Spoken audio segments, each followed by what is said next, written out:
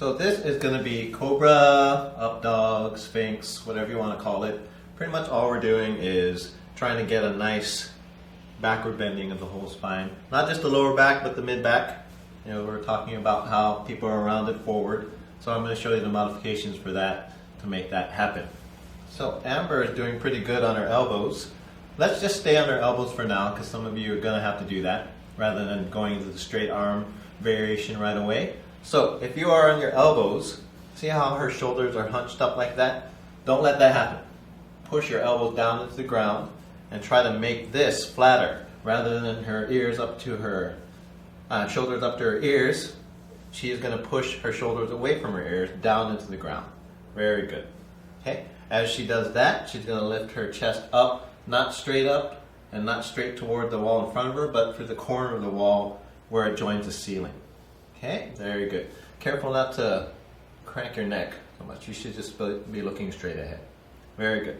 In this position here, the dynamic action is pushing your elbows down into the ground and squeezing your shoulder blades together. So you push and squeeze, relax, push and squeeze, relax. Good. The breath, you actually want to breathe in as you push, breathe out as you relax. Good. Say you do that about 10 times. Then she's going to settle into a position where she feels the stretch about 10 to 15 seconds. And after that 10 to 15 seconds, she's going to push, squeeze again. So again, our protocol is to do these 10 dynamic motions and then to hold it for about 15-20 seconds. On the third set of it though, you can hold it for a little bit longer. So she'll relax, get into position. By that time you've done it into the third set, you should feel nice and warmed up and be able to hold it 30 seconds to a minute. How's that feel? Good. Pretty good. I'd actually recommend doing, even if this feels easy, it feels easy for you at first, and you can do the straight arm one, I'd recommend doing this as a nice warm up.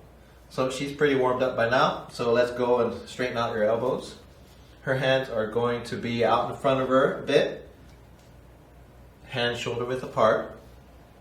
And she gets into this position pretty easy, so I'm going to have her put her hands closer towards her. Good. Now, one thing to think about is you don't want to overarch at the low back. So if your hands are down on the floor and you're not on your elbows, you want to pull your hands towards you. So she's thinking that she's trying to sweep her hands towards her hips. Very good. Pushing her shoulders down and back and lifting her chest up to the corner of the ceiling. Very good. Okay. So the dynamic action is to push and sweep your hands back towards your hips and squeeze your shoulder blades together. Squeeze and relax. Squeeze and relax. The great thing about doing this with someone right in front of you is you can actually see changes as you do this 2 or 3 times. Good. So let's call that 10 times, and she's going to hold that position. Look straight ahead, try not to crank your neck too much. Okay. Then she'll squeeze, push, squeeze, push.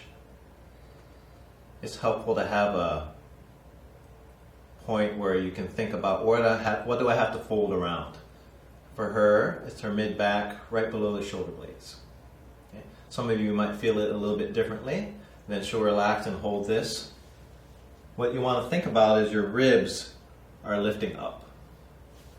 So right where her ribs meet her side of her stomach, that's where she's trying to rotate around, not the lower back. And then we'll have her relax. And so that is the backward bending modification for posture, third exercise.